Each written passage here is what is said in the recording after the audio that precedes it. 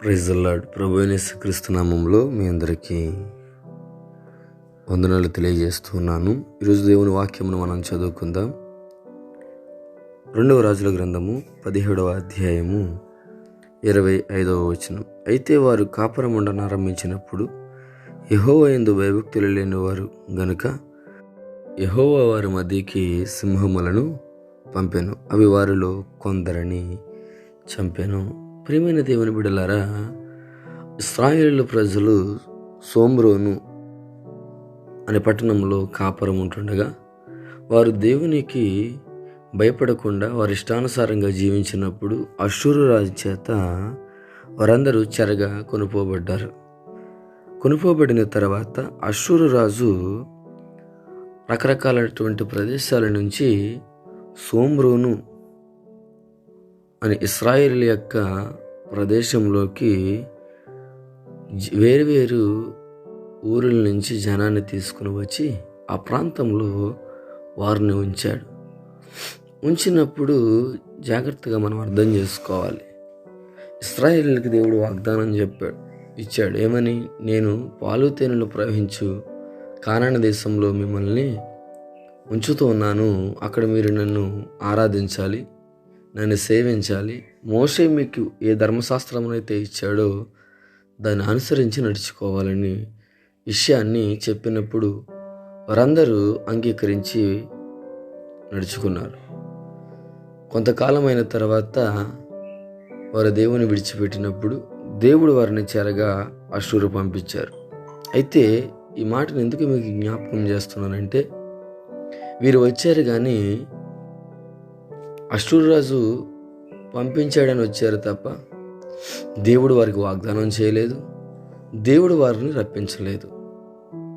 అయితే వచ్చినటువంటి వారు తమ ఇష్టానుసారంగా వీరు కూడా ఇశ్రాయేలీయులాగా ప్రవర్తిస్తున్నారు. దేవుడికి కోపం వచ్చింది. నా యందు భయభక్తులు కలిగి ఉంటారేమో వీరని అనుకుంటే వీరి ఇష్టానుసారంగా జీవిస్తున్నారు కదని సింహములు పంపించాడు. సింహములు వచ్చి అందరినీ చంపలేదు, కొంతమందిని మాత్రమే చంపింది. చంపినప్పుడు మిగిలిన వారు చాలా భయపడి రాజునకు వర్తమానం పంపించారు. రాజా, సింహములు వచ్చి ఇలా చంపుతున్నాయి, కారణం ఏమిటి?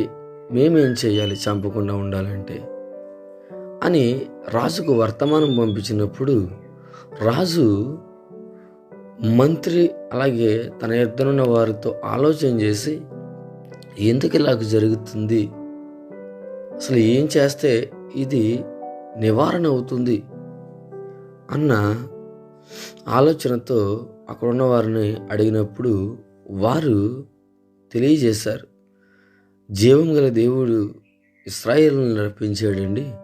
కానీ ఇశ్రాయేలీయులు ఆ జీవం గల దేవుడిని విడిచిపెట్టి వారి ఇష్టానుసారంగా జీవించారు.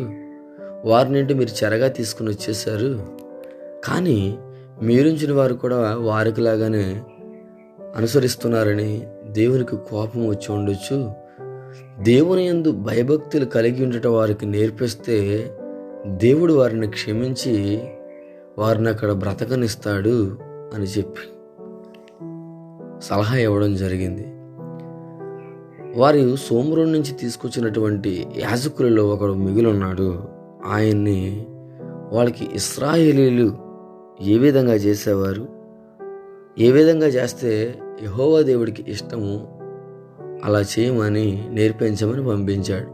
ప్రియమైన దేవుని బిడ్డలారా, ఎప్పుడైతే పాస్టర్ గారు వాళ్ళ దగ్గరికి వచ్చారో, పాస్టర్ గారు వాళ్ళకి ఎలాగ నడుచుకోవాలో నేర్పించారో అప్పుడు వాళ్ళు దేవుని యందు భయభక్తులు నిలపడం మొదలుపెట్టారు. దేవుని దగ్గర మనం భయభక్తులు కలిగి ఉన్నప్పుడు దేవుడు మనల్ని ఆశీర్వదిస్తాడు. దేవుణ్ణి గనుక మనము తృణీకరించినప్పుడు ఆయన మనల్ని తృణీకరిస్తాడు. జాగ్రత్తగా అర్థం చేసుకోవాలి ఈ మాట. అందుకని మోషే అంటాడు కదా, ద్వితీయోపదేశకాండం 4వ అధ్యాయంలో, మీరు యెహోవాను హత్తుకుని ఉన్నారు గనుక నేటి వరకు మీరు సజీవులై ఉన్నారు. వీరెందుకు ఇక్కడ కొంతమందిని సింహం వచ్చి చంపిందంటే వారు దేవుణ్ణి హత్తుకోలేదు, దేవుని యందు విశ్వాసం ఉంచలేదు, దేవుని యందు భయభక్తులు ఉంచలేదు. ఈరోజు నేను సజీవులుగా ఉండాలి, ఆశీర్వదించబడాలి అంటే మనం దేవుని యందు భయభక్తులు కలిగి ఉండాలి, దేవుణ్ణి హత్తుకోవాలి.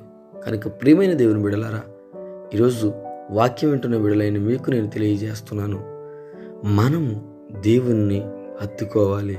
దేవుని యందు భయభక్తులు కలిగి ఉండాలి. అలా చేసినప్పుడు నీ స్థానంలో దేవుడు నిన్నే ఉంచుతాడు తప్ప వేరొక వ్యక్తిని తీసుకుని రాడు. ఆమేన్. ప్రార్థన చేసుకుందాం. పరిశుద్ధడానికి స్తోత్రములు తండ్రి. నిజమే, నీ బిడ్డలమైన మేము కొన్నిసార్లు ప్రభువా ఇశ్రాయేలులాగా నేను తృణీకరిస్తూ ఉన్నాం. దయతో మమ్మల్ని క్షమించండి. నీ బిడ్డలుగా ప్రభువా నిన్ను హత్తుకోవడానికి సహాయం దయచేయండి. మరి ఆ యొక్క సెపరబాయిం వారు నిన్ను హత్తుకుని నీ యందు భయభక్తులు కలిగి ఉండినట్లుగా మేము కూడా ప్రభువా భయభక్తులు కలిగి నీ సన్నిధిలో నేను ఆరాధించే గొప్ప భాగ్యమును కూడా అనుగ్రహించి మహిమ పొందమని నజరేయుడైన యేసుక్రీస్తు నామములో అడిగి వేడుకుంటున్నాం పరమ తండ్రి. Amen. God bless you all.